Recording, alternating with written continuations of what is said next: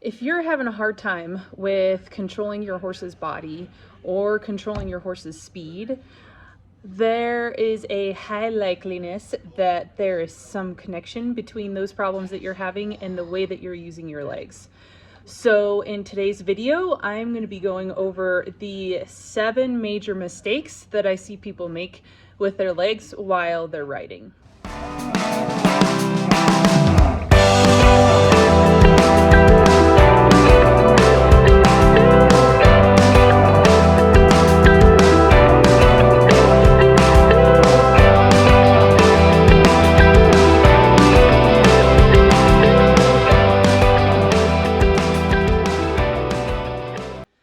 The first mistake that I see people make while they're riding is that they are not using their legs enough.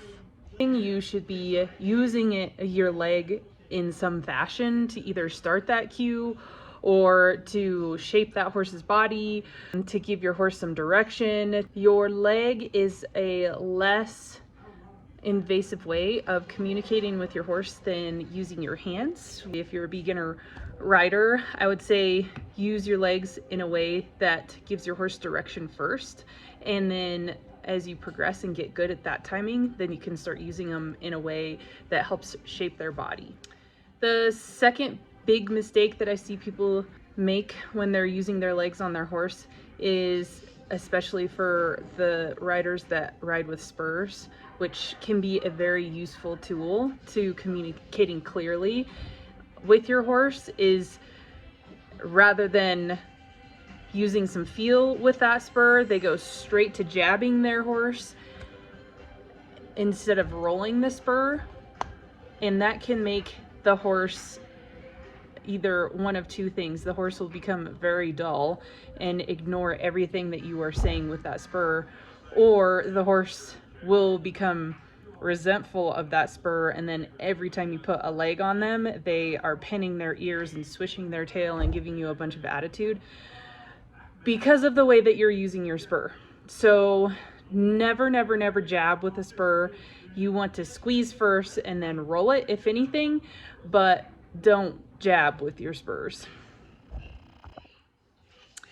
The next mistake that I see people make with their legs while they ride, which kind of goes along with the way that you use your spurs, is that they don't use any feel with their legs. So your legs should be as sensitive as any other part of your body, like your hands or your seat or anything else. You want to be using your legs in a manner where you start out really soft and light and then increase that pressure if you need to. That is a very good way to keep your horse from becoming dull or resentful with your leg. The next thing that I see people make mistakes with is that there's no difference in their parts of their leg and the way that they use the different parts of their leg.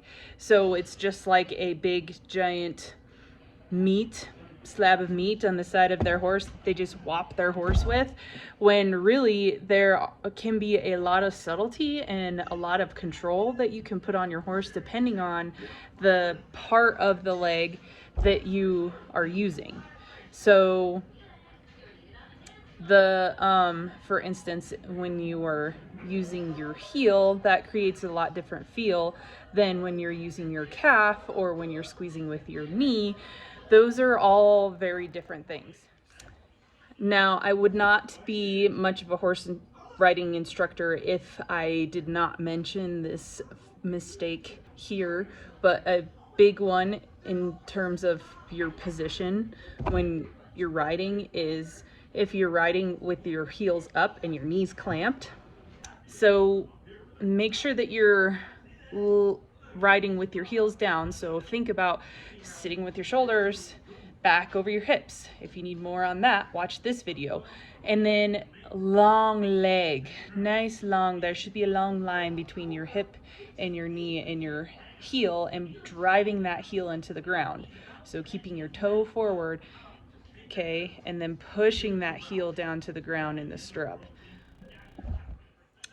The next mistake that I see riders making with their legs while they ride is not preparing their horse for their leg, which kind of goes along with jabbing your horse or not using a lot of feel.